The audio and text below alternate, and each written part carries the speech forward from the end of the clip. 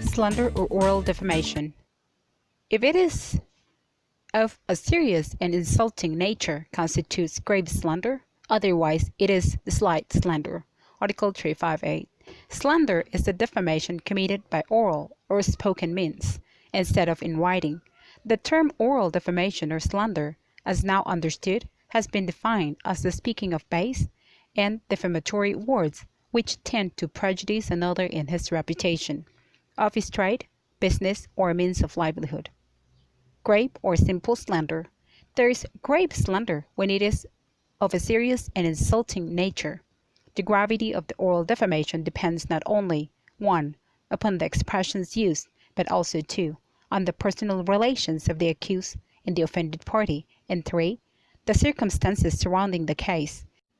Indeed, it is a doctrine of ancient respectability that defamatory words will fall under one or the other, depending not only upon their sense, grammatical significance, and accepted ordinary meaning, judging them separately, but also upon the special circumstances of the case, antecedents or relationship between the offended party and the offender, which might tend to prove the intention of the offender at the time.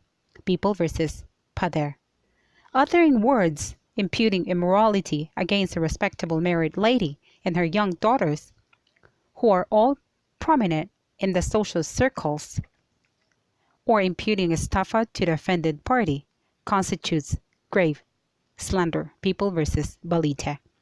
The social standing and position of the offended party are also taken into account, and thus it was held that the slander was grave because the offended party had held previously the office of congressman, governor, and senator, and was then a candidate for vice president, for which no amount of sophistry would take the statement out of the compass of grave oral defamation. However, uttering defamatory words in the heat of anger, with some provocation on the part of the offended party, Villanueva versus People, or calling a judge a hypocrite and land grabber in the heat of anger, constitutes slight slander. In De Leon versus People, January 11, 2016, complainant, a policeman, pointed his gun at his jogging buddy, the accused. During the hearing on an administrative case, the accused stated, "Walang hiya, mangungotong na pulis, yabang mo." The statement is defamatory since it imputes to complainant the crime of robbery. However, since the statement was made a mere product of an emotional outburst because of the gun-pointing incident, the crime is only classified as simple slander. In the case of People versus R. Cand, a priest who called the offended party a gangster in the middle of the sermon is liable for slight slander, as there was no imputation of a crime, a vice, or immorality.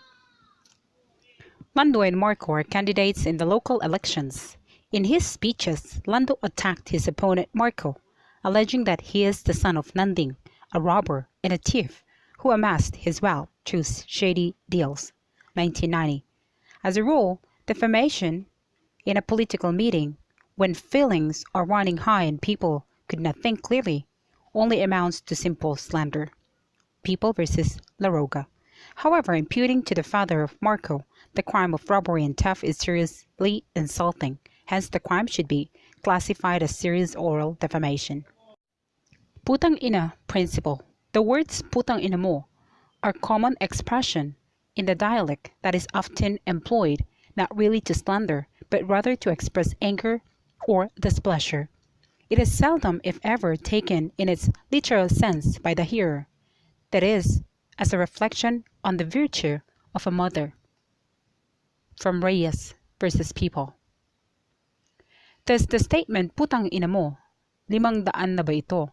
made by the accused cannot be considered as slanderous. Martinez versus People. Same as words, fuck, son of a bitch, or motherfucker in America, hijo de puta in Spain, and vaquero in Japan. Putang ina is an expletive expression of Filipinos, which cannot be considered as a source of criminality at all occasions. It is not an exaggeration to state that numerosity of Filipinos, including President Duterte, are expressing the words putang ina multiple times on a daily basis. Obviously, the minds of these Filipinos who are instinctively using putangina as part of the language are not criminal.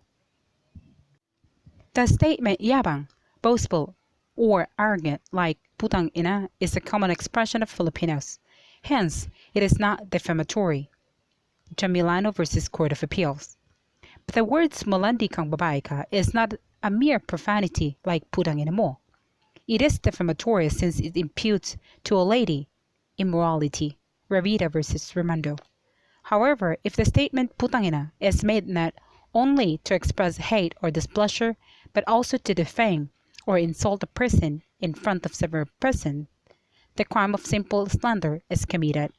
For example, an accused who shouted, "Putang ina mo, Attorney Escolango, napakawalang hiya mo," at the complainant, a lawyer and candidate for vice mayor, while the latter was conversing with his political leaders, is liable for simple slander, Pather versus People. An accused who pointed a dirty finger at the vice mayor in the municipal hall in front of several persons is liable for simple slander by deed. A dirty finger ordinarily connotes the phrase "fuck you," which is similar to the expression puta or putang ina mo in local parlance. While such act is an expression of anger and displeasure, it casts dishonor, discredit, or contempt upon complainant since she is a lady and a vice mayor, and it was made in front of several persons.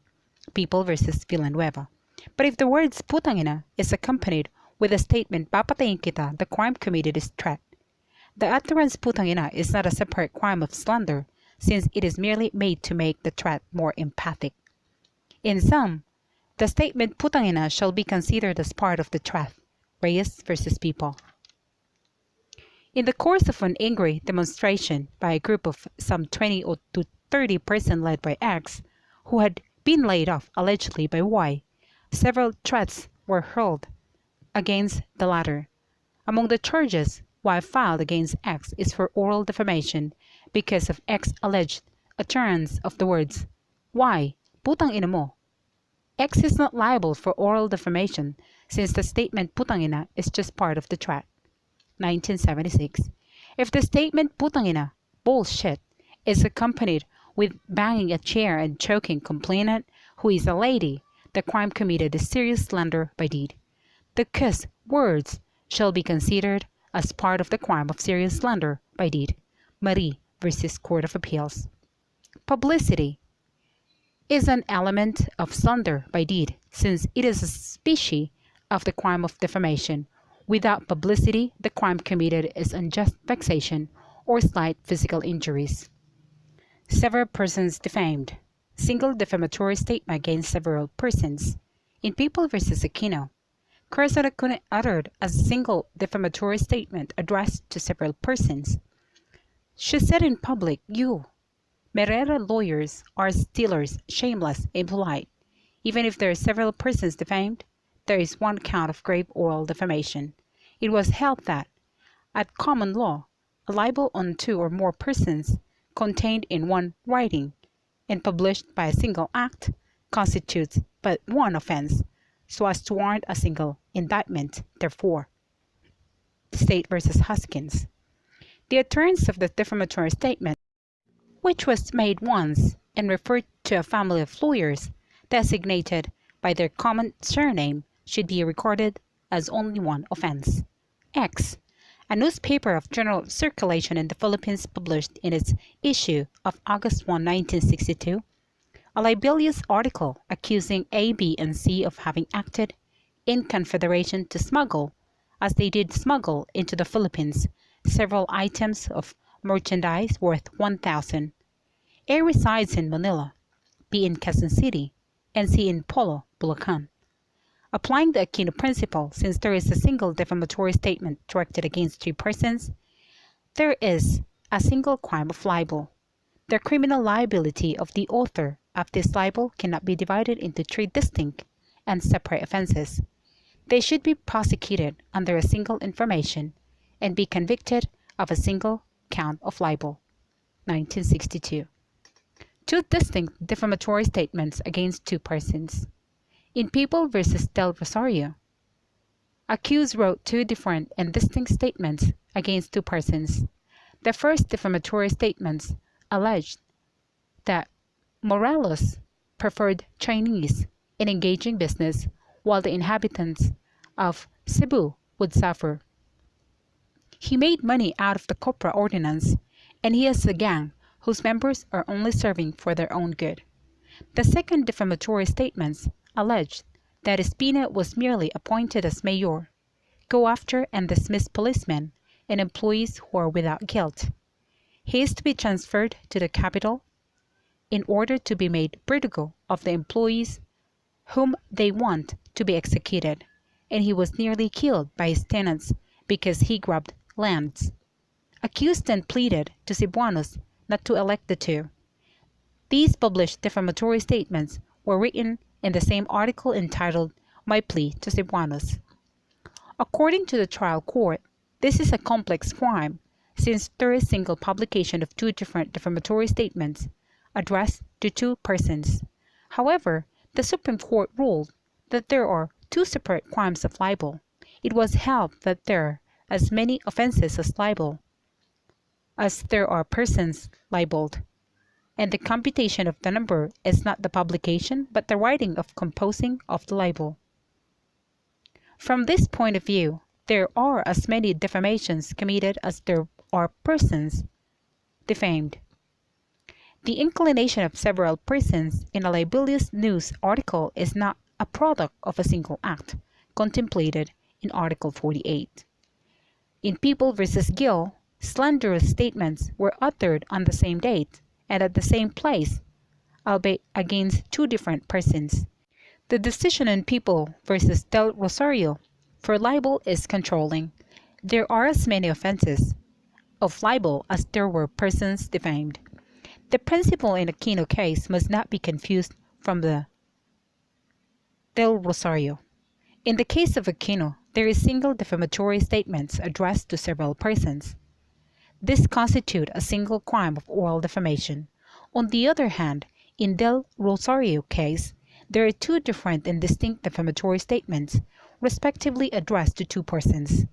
These two defamatory statements, published under one article, constitute two counts of libel and not a compound crime. In sum, although there is a single publication, the Supreme Court considered the acts of writing two different defamatory statements as beyond the contemplation of phrase, single act constituting two or more grave or less grave felonies in Article 48 of the Revised Penal Code. Several defamatory statements against a single person in Gonzales v. Arcila, accused uttered mga agaw ng asawa ng may asawa. Tibihon, putang ina mo, walang hiya, patay gutom. These several defamatory statements are addressed against a single person. This is not a complex crime of multiple libels. Regardless of the number of defamatory utterances, the accused can only be prosecuted for a single offense. Note: settled is the rule that there are as many crimes of libel or oral defamation as there are persons defamed. Since there is only one person defamed, there is only one crime of oral defamation.